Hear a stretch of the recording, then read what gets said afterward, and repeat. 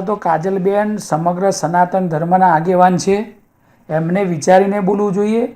Particular Patidar સમાજની જે વાત કરી છે કે દીકરીઓ ખુલ્લેઆમ આ રીતે કરે છે યુવાનો સાથે, એ બિલકુલ ખોટી વાત છે. એમને જો સનાતન ધર્મના આગેવાન હોય અને જાહેરમાં જ્યારે હિન્દુ સમાજની દીકરીઓ બચાવવાની વાત કરતા હોય તો બેનને ખબર હોય તો પહેલાં તો એ મા બાપને મળવું જોઈએ ને એમાં પ્રયત્ન કરીને દીકરીઓને બચાવવાનું કામનું એમનું છે. તો આવી ટિપ્પણીને અમે વખોડીએ છીએ અને સમગ્ર પાટીદાર સમાજ આને વખોડે છે. અને જે મનોજભાઈએ વાત કરી છે કે ફરિયાદ કરવા જઈ રહ્યા છે, તો અમારે પૂરેપૂરું એમને સમર્થન છે.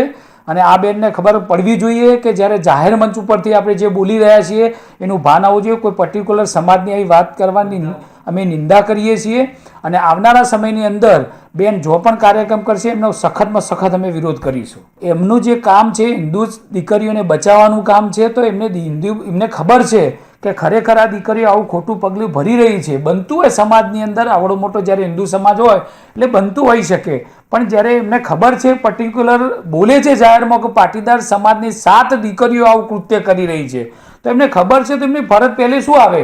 આજે જે હું આગેવાન છું, મને ખબર છે કોઈ જગ્યાએ કોઈ દીકરીને અન્યાય થઈ રહ્યો છે, તો મારું પહેલું એ કામ છે કે કોઈ પણ હિન્દુ સમાજની દીકરીને બચાવવા માટે મારે જવું પડે.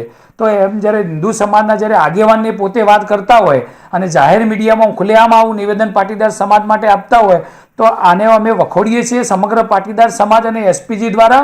અને આવનારા સમયની અંદર જો પણ આ બેન આવશે ત્યાં અમે ખુલ્લેઆમ એમનો વિરોધ કરીશું.